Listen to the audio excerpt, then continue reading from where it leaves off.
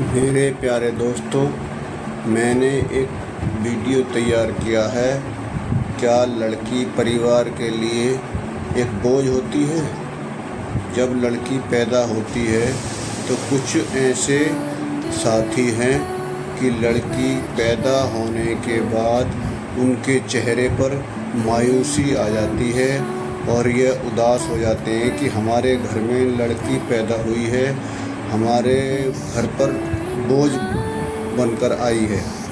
मेरे दोस्तों, लड़की को कभी बोझ ना समझें। अभी मैं आपको इस बारे में डिटेल से बताने जा रहा हूँ कि लड़की आखिर बोझ क्यों नहीं होती है, उसको क्यों आप लोग बोझ मानते हैं, और लड़का अगर पैदा होता है तो कितनी खुशियाँ मनाते हैं परिवार के अंदर। जब लड़की बचपन से लेकर जैसे जैसे बड़ा होना शुरू होती है, वैसे ही वह अपने परिवार के लिए अपनी मम्मी पापा का पूरा सहयोग करती है।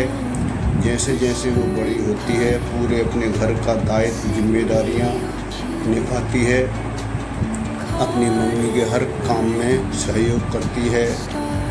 तब लड़की कैसे घर के लिए बोझ होती है? लड़की यहाँ तक कि शादी के बाद भी लड़की अपने मायके की और अपने ससुराल का दोनों का दायित्व निभाती है, दोनों को बखूबी अच्छे तरह से रखती है।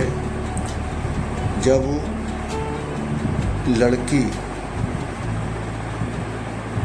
ससुराल में होती है और उसके मम्मी पापा अगर किसी भी परिस्थिति में बीमार हैं या खुशी में हैं, तब लड़की अपने मम्मी पापा की हर सुख दुख में शादी होने के बाद भी अपनी पूरी जिम्मेदारियां निभाती है। जबकि लड़का साथ में रहते हैं, घर पर रहते हैं, और वह अपनी मम्मी पापा के लिए वो समय भी नहीं दे पाते हैं। यहाँ तक कि जब माँ बाप बुजुर्ग हो जाते हैं तब तो उनके लिए बहुत ही मुश्किल हो जाता है, और लड़की अपने मायके से उनका पूरा दायित्व निभाती है। क्या देखिए, आजकल के ज़माने में आपने देखा होगा कि लड़कियां पायलट तक हैं, जो युद्ध क्षेत्र में भी हैं, शिक्षा के क्षेत्र में भी महिलाएं अच्छे नंबरों से उत्तीर्ण होती हैं। एक माता सावित्रीबाई फूले, जिन्होंने शिक्षाओं के लिए महिलाओं के लिए द्वार खोला, क्या वो महिलाएं नहीं थी? जो देश की प्रथम सबसे सर्वोच्च पद होता है राष्ट्रपति, जो राष्ट्रपति महिलाएं, प्रधानमंत्री महिलाएं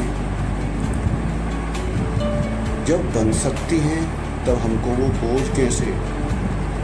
खेल के क्षेत्र में महिलाएं पुरुषों से आगे हैं। कहीं भी किसी भी प्रतियोगिता में देख लीजिए, महिलाएं पुरुष से बढ़ चढ़ करके आगे लेती हैं और परसेंटेज में वो अच्छे नंबर लेकर के आती हैं, चाहे शिक्षा का क्षेत्र हो, चाहे किसी भी कंपटीशन के क्षेत्र में हो, और वह अपना बखूबी अच्छी कंपटीशन की तैयारी करके अच्छे नाम रोशन करती हैं।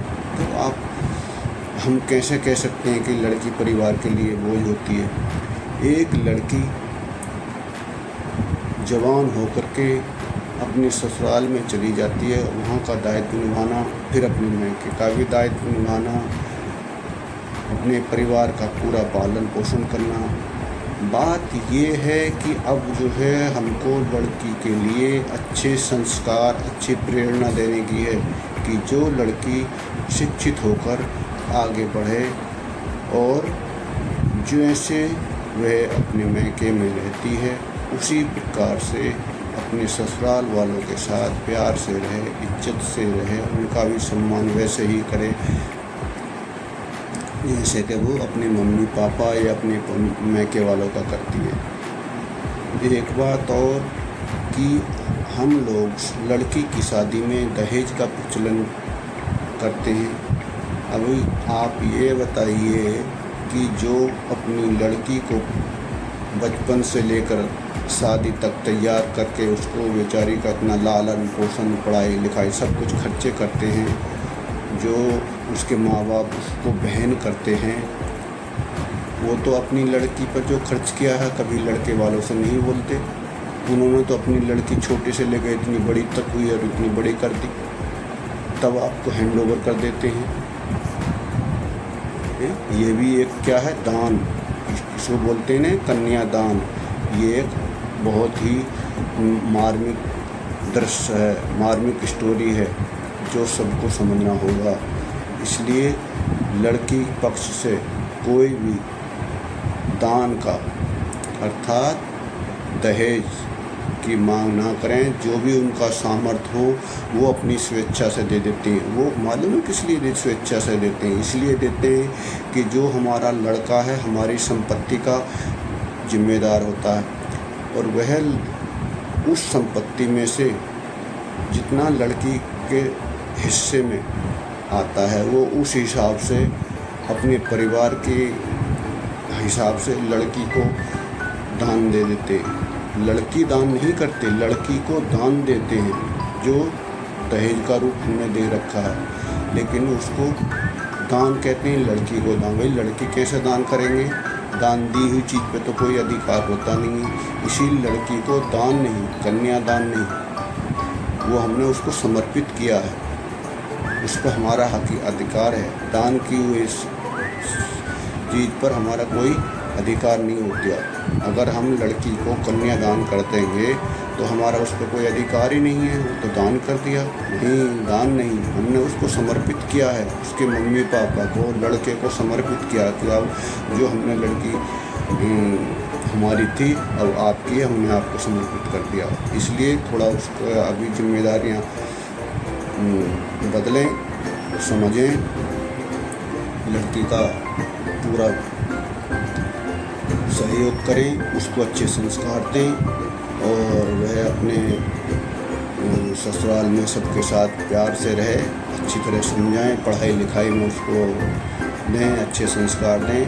और मैं आपको इन्हीं शब्दों के साथ मैं अपनी वीडियो यहीं पर संपन्न करता हूँ।